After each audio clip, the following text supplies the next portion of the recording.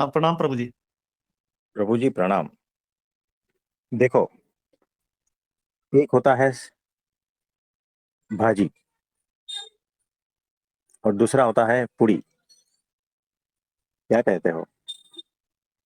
हाँ, पूड़ी भाजी। है ना, वही होता है। अब इसको साइड में रखते हैं। अब दूसरा एक होता है सामान्य। है ना। तो एक ग्रुप होता है, उसमें बाकी लोग तो सब सामान्य है, लेकिन उसमें से एक मेन होता है ना। क्या कहते हैं उसे? ग्रुप जो लीडर। मेन होता है। हाँ, ग्रुप लीडर, चलो ठीक है। तो जो मेन है ना। अब ये दोनों सिचुएशन को इकट्ठा कर दो तो बनता है पूरी भाजी में से पूरी निकाल लो, और ये सामान्य में से जो है लीडर मेन को निकाल दो। अब इस दोनों को अगर मिक्स करे तो क्या बनेगा? पूरी जो है ना, वो मेन हो जाती है ना। जी। तो मेन पूरी हो जाती है। हाँ जी, हाँ होती जी। है। तो मेन पूरी से अगर कोई साहब हमें कुछ प्रश्न पूछना चाहते हैं तो पूछे। राम, आवाज आ रही है? हाँ, जोर से थोड़ा, क्योंकि आप मेन हो। कल को लेके प्रश्न था। कल हाँ जी, आपने बोलिए। जो भी सत्संग किया था तो उसमें आपने निराधार के ऊपर बताया है। तो जो संसार में सुना था तो वो निराधार अलग था। जो आपने बताया, आपने तो मतलब कुछ नहीं है वो बता दिया। मतलब पता नहीं मैं क्या पूछूं, आप समझ जाओ। क्योंकि निराधार संसार का था, अपेक्षा वाला। और आपने तो बता दिया कुछ नहीं है। ये भी ज्ञान झूठा, वो भी ज्ञान झूठा। हम्म। हाँ जी, तो आपका सवाल क्या था? मतलब मेन सवाल यही था कि आपने लास्ट में बोला कि मैं कुछ नहीं जानता, जो भी जानता हूँ वो अहंकार है। फिर इसमें आपने निराधार का भी बोला, तो लास्ट में यही हुआ कि मैं कुछ नहीं जानता। जो हो रहा है, जो हो रहा है। तो निराधार को लेके आप इस टॉपिक पे बताइए। देखो, कैसा है कि जहां पर दूसरा है ना, वही तो आधार है। दूसरा ही आधार है।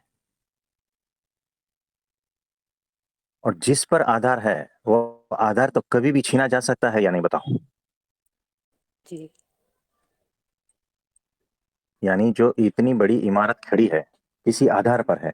अगर उस आधार को हटा दिया जाए तो इमारत कहाँ बचेगी? गिर जाएगी। तो आपकी भक्ति जिस आधार पर खड़ी है ना, कभी भी छीन सकती है। आपका प्रेम जिस आधार पर खड़ा है, कभी भी छीन सकता है। आपका ज्ञान जिस आधार पर खड़ा है, कभी भी जा सकता है। यानी वो सारी चीजें जिसका कोई आधार है। आधार यहाँ दो तरफा है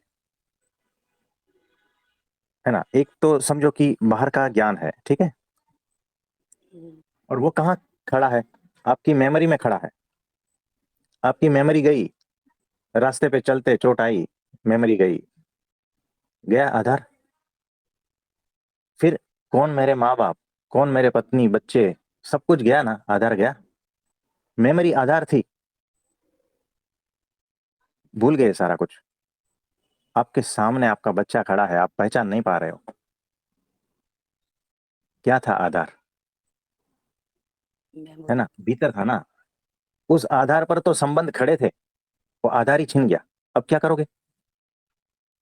सारे संबंध आधार पे खड़े हैं ना, बताओ। जी।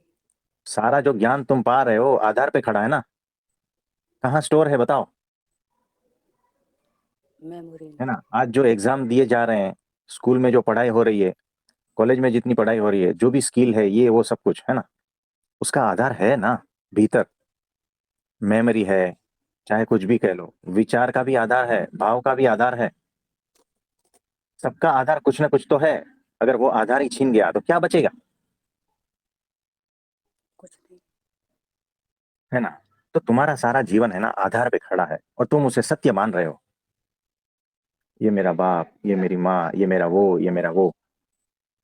सारा आधार कहाँ है? मेमोरी में है। और अभी जो जी रहे हो, उस जीवन का आधार भी कुछ ना कुछ तो है, उसे ढूंढो। कौन से आधार पर जीवन जी रहे हो, और वो कभी भी छीना जा सकता है ना। हम्म, तो देखो, एक वृक्ष जो खड़ा है, उसके जो पत्ते हैं ना, उस एक पत्ते को देखो, वो पत्ता जहां समाप्त होता है वहां पर एक छोटी सी डंडी होती है। वो डंडी किसी डाली को आधार बनाकर चिपकी हुई है। उस डंडी को काट दो, आधार गया, पत्ता गिर गया ना, हम्म, पत्ते की मौत हो गई। अब वो डाली भी किसी का आधार लेकर खड़ी है ना, हम्म, और जिसका आधार लेकर वो डाली खड़ी है, वो भी किसी का आधार लेकर खड़ा है ना जमीन पर। उस जड़ का आधार लिया है, जड़ों को हटा दो, वो आधार को हटा दो, कुछ नहीं बचेगा ना। हम्म, पृथ्वी पर सारी चीजें हैं, पृथ्वी आधार है सबकी, उस आधार को हटा दो, क्या बचेगा? आपका जो प्राण है ना, वो प्राण वायु पर टिका है, प्राण वायु आधार है आपके जीवन का, उसको हटा दो। हटाने के बाद क्या बचेगा? है ना, ऑक्सीजन आधार है हर सेल का, खुराक आधार है, खाना खाते हो तब जिंदा रहते हो। कितने कितने आधार, कितने कितने सहारे लेकर खड़े हो आप, कुछ समझ में आ रहा है? जी। और तुम इसमें उलझे हुए हो वापिस,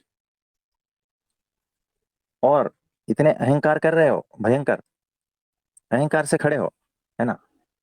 हो बेवकूफ, आता बता कुछ नहीं, ना समझ बेवकूफ हो, और फिर भी अहंकार देखो कितना खड़ा है, बड़ा सा।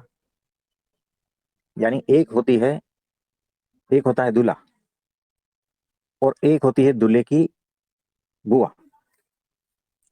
अब शादी का माहौल है, और दूल्हे की जो बुआ है ना, उसको सबसे बड़ा अहंकार होता है, मेरा भतीजा, भतीजा होता है ना उसको। नहीं, वो कहावत तो ये है, दूल्हे की मौसी, बुआ नहीं। ठीक है, कोई बात नहीं, उसको पकड़ लेते हैं, ठीक है ना। तो वो जो अभी फूफी कहते हैं, बुआ बुआ, उसको हाँ, पकड़ लेते बुआ। हैं, ठीक है चलो। हाँ, ठीक। तो बुआ के तो अपनी तौर तरीके होते हैं ना, अपना ही हाँ। अभिमान होता है कि मेरे भाई का लड़का दूल्हा बना है ना। और बुआ को आता पता कुछ नहीं है ना, एकदम गोगो। गोगो यानी व्यवहार में कुछ समझना नहीं, मतलब किसी भी चीज की रत्ती भर अक्कल नहीं है, ऐसा उसको कहते हैं गोगो। और उस गोगो के भीतर ईगो कितना है, तो ईगो इन गोगो, आप समझ रहे हो। हम्म, ये हो गई दूल्हे की बुआ, यानी सब तरफ उसी की ही चलनी चाहिए, ऐसा उसका रुआब है, आता बता कुछ नहीं। तो ऐसे हम है ऐसे बेवकूफ, गोगो, और अहंकार से भरे भरे, ईगो से भरे भरे। तो ईगो इन गोगो, आप समझे। हम्म, तो आप वैसे हो, एग्जैक्टली वैसे ही हो, है ना। तो समझदारी की बिल्कुल भी अक्कल नहीं है। तो सारा जीवन दूसरे पर खड़ा है, याद रखो। अगर ये सारे आधार हटा लिए जाए, कुछ नहीं बचेगा। कुछ समझ में आ रहा है?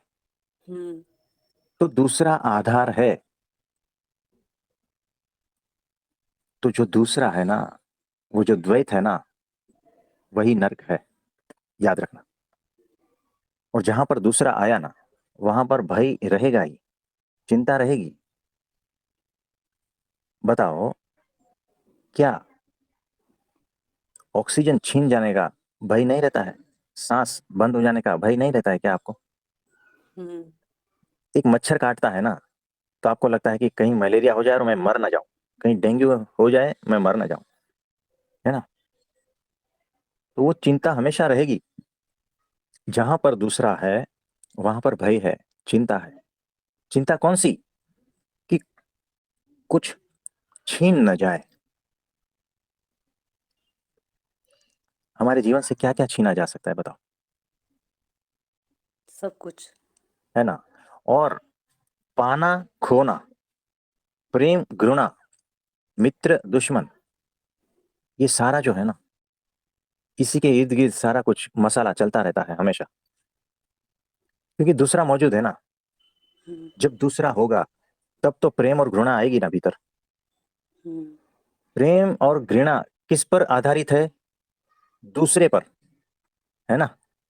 हम्म, दूसरा यानी द्वैत। तो दूसरा जो आधार है वो अगर छीन जाए पूरी तरह से, तो प्रेम और घृणा किससे करोगे? खोना पाना किससे होगा? भय चिंता किससे? जब दूसरा है ही नहीं, दूसरे का आधार ही नहीं है, तो मित्रता कैसी, दुश्मनी कैसी, और लास्ट में मौत भी कैसी? क्योंकि मौत भी तो दूसरी है ना। हम्म, बीमारी कैसी? बीमारी भी तो दूसरी है, दूसरा है ना, मेरे से भिन्न है ना। जब हम्म, तक दूसरा मौजूद है ना, तब तक भय चिंता खोना पाना ये सारा कुछ चलता रहेगा, क्योंकि दूसरा ही आधार बना हुआ है, और वही आपके दुख और नरक का कारण है। तुम यहां पर दूसरे से ही घिरे हुए हो। क्या क्या दूसरा है देखो ना, जीवन में चेक करके देखो। हवा पानी से लेकर शरीर, आपका खुद का शरीर भी दूसरा है, वो आप थोड़ी हो। तो दूसरे से घिरे हुए हो हर पल हर क्षण, और यही तुम्हारा नरक है, यही तुम्हारा दुख है, और यही तुम्हारा अज्ञान है।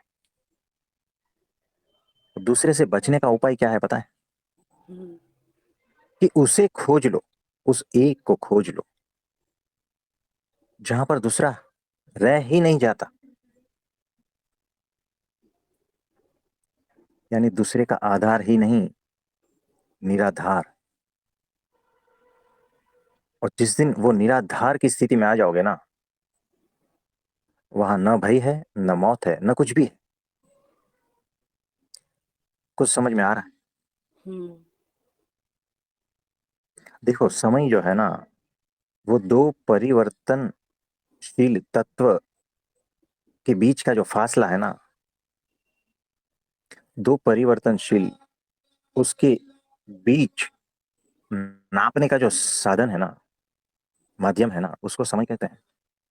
यानी बच्चा है, एक तरफ देखो, और बूढ़ा है, एक तरफ देखो। दोनों एक ही व्यक्ति है, लेकिन बचपन में उसको देखा था, आज बड़ा हो गया। तो बचपन से आज तक जो फासला है ना, उसको नापने का जो यूनिट है ना, वो समय है।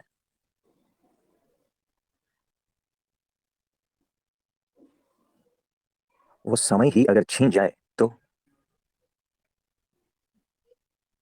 कुछ समझ में आ रहा है?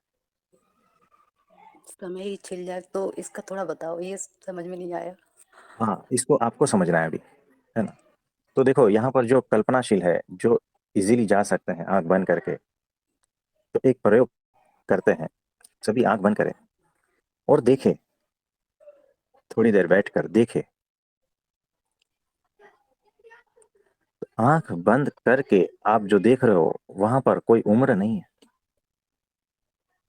क्या आपको आपकी उम्र दिखाई देती है? नहीं। जब 5 साल पहले भी आंख बंद की थी, तब भी उम्र नहीं थी, आज भी उम्र नहीं है। उम्र से पार देखते हो आप, भीतर जब देखोगे तो ऐसा ही लगेगा, वहां कोई उम्र नहीं है। 40-50 साल के हो, भीतर कुछ थोड़ी पता चलता है कि उम्र है।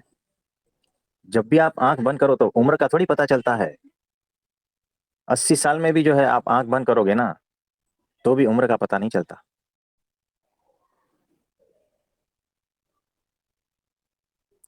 तो जो भीतर है ना, उसके लिए समय बीता ही नहीं है, वहां पर हम्म, समय है ही नहीं। अगर ढंग से जाओगे ना, जैसे मैंने कहा, आंख बंद करके, वहां समय है ही नहीं। मेमोरी है और कुछ नहीं है। जो भी दिख रहा है वो मेमोरी में दिख रहा है, और मेमोरी से पार यानी समय से पार। समय सारा मेमोरी में है। तो जब भी आंख बंद करोगे ना, तो समय से पार ही देखोगे, वहां कोई समय नहीं है।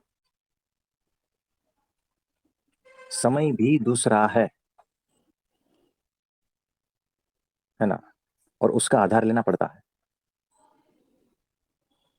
हम वो समयातीत, जो कालातीत है ना, हम्म, उस निराधार की बात कर रहे हैं। कुछ समझ में आ रहा जी। है ना? वह परम सहारा बिना सहारा का है। जो स्वयंभू है ना, उसको स्वयं का सहारा है। स्वयं का सहारा से जो ऊपर है ना, वो निराधार, उस परमात्मा की बात कर रहे हैं हम। तो यहां पर जो है ना, अगर निराधार को मिलना है ना, तो सारे आधार को हटा देना पड़ेगा। तो केवल निराधार ही निराधार को मिलता है। निर्दोषता ही निर्दोषता को मिलती है, और यही असली मिलन है। तो एक होता है मिलना और एक होता है मिलन। तो मिलना तो हो ही जाता है ना किसी से। मिलना यानी दूसरा मौजूद है, मिलन यानी अब दूसरा मौजूद ही नहीं है। निराधार, सिर्फ निराधार अवस्था में ही असली मिलन होता है। और वो मिलन दो का थोड़ी होता है। हमें ऐसा लगता है कि मिलन हुआ यानी दो का मिलन हुआ। वहां दो कैसे मिलेगा? वो शब्द थोड़ा वापरना पड़ता है, उपयोग करना पड़ता है। लेकिन बस वो स्थिति, वो अवस्था समझ लो। तो मिलन भी वहां दो का नहीं होता है, वैसी अवस्था। क्योंकि हमारा माइंड जो है ना, लॉजिकली सोचता है ना, और हम जो बात कर रहे हैं ना, सारे लॉजिकों से ऊपर की बातें कर रहे हैं। तो देखो, अहंकार जो है ना, अगर उसको आप हटाने का प्रयास करोगे और हट भी जाएगा, तो भी जो है ना, आप क्या कहोगे कि मैंने अहंकार गिरा दिया, मैंने अहंकार हटा दिया। तो मैंने अहंकार हटा दिया, ये जो मैं है ना, वो सूक्ष्म रूप में अहंकार है। वो अहंकार का सूक्ष्म रूप है कि मैंने अहंकार हटा दिया। तो गुरु की इसलिए जरूरत पड़ती है कि यहाँ पर जो है ना, दूसरा अहंकार पैदा ना हो जाए। कुछ समझ में आ रहा है? जैसे आपने बोला कि अगर मैंने बोला कि अहंकार मैंने हटा दिया, तो फिर हाँ। हम इसको कैसे शब्दों में लाएंगे? तो गुरु की ये कृपा जो से हटा अहंकार ही दिया तो अगर बोल हम रहे ये हैं ना कि मैंने अहंकार हटा दिया। देखो, आप शब्दों में ला ही नहीं सकते उसको। जिस दिन अहंकार गिर जाएगा ना, आप शब्द में नहीं ला सकते। ज्यादा से ज्यादा यही शब्द आएगा कि मेरे गुरु की वजह से सारा कुछ हो गया, बस। हाँ, मैं यही बोलने वाली थी कि ये तो बोल सकते हैं ना कि गुरु की कृपा से हुआ। हाँ, मतलब इतना बोल सकते हो। इ- मतलब उसमें मैं मतलब मेरा इससे मैं ज्यादा तो देखो, ऐसा ये भी असत्य है, लेकिन इससे ज्यादा और भी असत्य हो जाता है ना? तो ये भी नहीं कह सकते कि ये स्वयं गिर गया। गुरु की कृपा से हटा, ये तो असत्य नहीं है ना। हाँ, ये कह सकते हो, क्योंकि वहां पर अहंकार मौजूद नहीं रहेगा। तो बहुत सूक्ष्म रास्ते से अहंकार मजबूत होता है, ध्यान रखना, होश पूर्वक, क्योंकि ये बहुत बहुरूपिया है। हम्म, तो ऐसा है। तो कुछ पता चला निराधार का? हाँ बिल्कुल पता चला, क्योंकि अभी तक तो जो मेन पॉइंट है ना अहंकार, इसको लेकर ही किसी ने नहीं बताया। और जो आपने एक बताया ना कि गुरु को लेकर बोलो, जैसे हम लोग बोलते हैं ना कि हमारा अहंकार खत्म हो गया, मतलब गुरु जी को तो साथ में लगाएंगे ना, लेकिन उसमें हम खुद को भी लगा देते हैं, जैसे मैंने मेहनत की मेरा हुआ। तो ये भी एक अहंकार है सूक्ष्म, वो आपके द्वारा पता चल रहा है। और हाँ जी। निराधार का भी आपके द्वारा पता चल रहा है। हम लोग सोचते थे अपेक्षा इच्छाएं, यानी जहाँ दो होगा तो अपेक्षाएं इच्छाएं खुद ब खुद हाँ हो ही जाएंगी। यानी हम मन बुद्धि चित्त अहंकार संकल्प अच्छा बुरा प्रेम घृणा इसमें फंसे हैं, और इसके पार जो सत्य है उस पर हमारा ध्यान नहीं है, इसलिए हम दो में फंसे हैं। हाँ जी, तो ऐसा ही है। तो देखो, आपको पता है आपका शरीर कैसे बना? किसी का आधार लिया है ना, हम्म। है ना? माँ बाप का आधार लेकर शरीर बना है। तो क्या वो माँ बाप का है? नहीं, माँ बाप से आया है। हम्म। क्योंकि वो बनाने की व्यवस्था वही है। यहाँ पर शरीर को बनाने की वो व्यवस्था है ना? तो उससे शरीर के भीतर, यानी अभी आप जो हो उसमें कुछ ऐसा प्रवेश कर दिया और वो सारा अस्तित्व है, संपूर्ण, पूर्ण। और वो जो सारा अस्तित्व जब प्रवेश करता है तो आपको क्या लगता है कि आप उससे बड़े हो? बिल्कुल नहीं। लग लॉजिकली तो ऐसा ही लगना चाहिए ना, जब सारा अस्तित्व मुझ में प्रवेश करता है तो यानी मैं उससे बड़ा हुआ ना। नहीं, ये अहंकार हुआ हमारा। हाँ, ये भी हो सकता है। और जो परमात्मा है उसका अर्थ है कि समष्टि, यानी संपूर्ण। परमात्मा का अर्थ होता है टोटल, टोटालिटी जिसको कहते हैं ना, जिसमें से कुछ भी बाकी नहीं रहा, जो भी है अस्तित्व अनअस्तित्व जो भी है सब कुछ। और ये पूरा का पूरा कैसे पैदा होगा? वो तब ही पैदा होता है जब ये पूरे के पार कुछ भी नहीं बचता। इस पूरे के पार, ये समग्र के पार कुछ भी नहीं बचता जो इसकी माँ और पिता बन सके। और इसीलिए ये, इसको क्या कहते हैं, अयोनि, यानी जिसका जन्म नहीं मरण नहीं ऐसा, जिसके माँ बाप नहीं ऐसा, जो इसके माँ बाप बनने के लायक ही नहीं है कोई ऐसा। अजूनी क्या कहते हैं उसको, है ना, वैसा। तो इसीलिए परमात्मा का न जन्म है न मरण, और वो स्वयंभू से पार है। तो स्वयंभू और निराधार, उसमें थोड़ा सा भेद है। स्वयंभू से भी जो पार है ना वो निराधार है। हाँ जी, प्रश्न ऐसा था कि वो जो स्वयंभू है और जो निराधार, दोनों में क्या फर्क है? तो एकदम हल्का सा फर्क है, सिर्फ क्वालिटी में फर्क है। जो स्वयंभू है उसको खुद का आधार है, और जो निराधार है ना उसको खुद का भी आधार नहीं है, यानी वो अवस्था जो पार की अवस्था है, जो स्वयंभू से पार की अवस्था है ना। यस गुरु।